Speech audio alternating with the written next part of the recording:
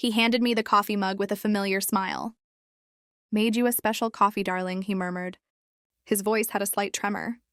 Excitement, maybe fear? The bitter chemical scent reached me before I could even take the first sip. It was unmistakably wrong. I looked up at him, my husband, my supposed perfect morning partner for 5 years. He watched me with intense anticipation, his eyes piercing. Behind that rehearsed devotion, my sister-in-law, Skylar, was seated next to me, scrolling on her phone with that constant smirk. She had moved in temporarily, but her presence felt like a continuous trespass. She often ridiculed my food, my quiet nature, my entire marriage. He never once defended me. That morning, I finally understood the reason why. I smiled softly.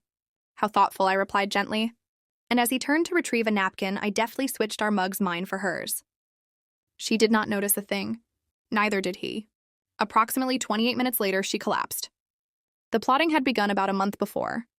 A strange text message on his phone. Did she suspect anything from her? The sender was my sister-in-law? Initially, I dismissed it as a simple joke. Then I uncovered the concealed photos, the hotel reservations, the shared deception. He was not just engaging in infidelity. He was actively planning to eliminate me and take my place. I remembered the time she deliberately spilled wine on my white gown at a dinner party. The way he simply laughed. The way she would hiss, "You are fortunate he settled for you when no one else was within hearing distance." They assumed I was oblivious, that my quietness meant I saw nothing. Being quiet does not mean one is blind. I never confronted him.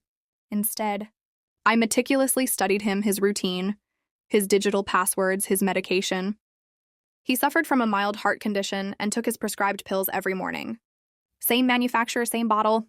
I noticed a brand new bottle in the medicine cabinet the previous week. The label's color was off by a noticeable shade. Subtle yet incorrect. He had deliberately replaced the contents. I checked online.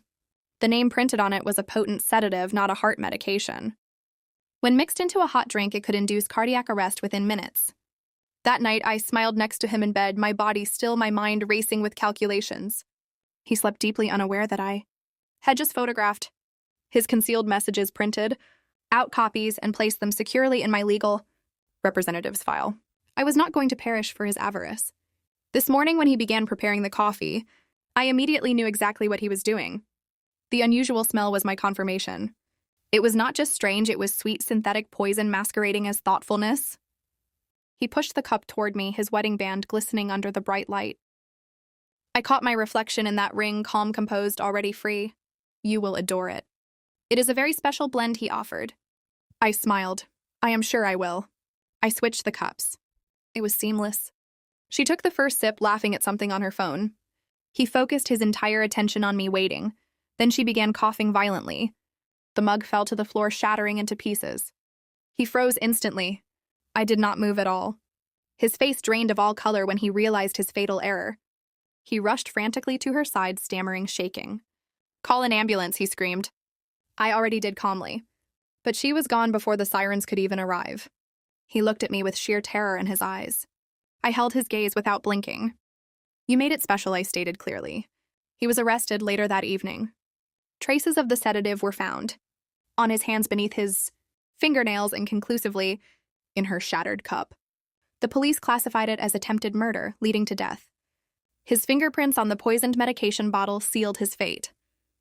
He remained completely silent in court. Not a single word. I watched him sit there, entirely hollowed out, his entire world silently collapsing. I did not cry.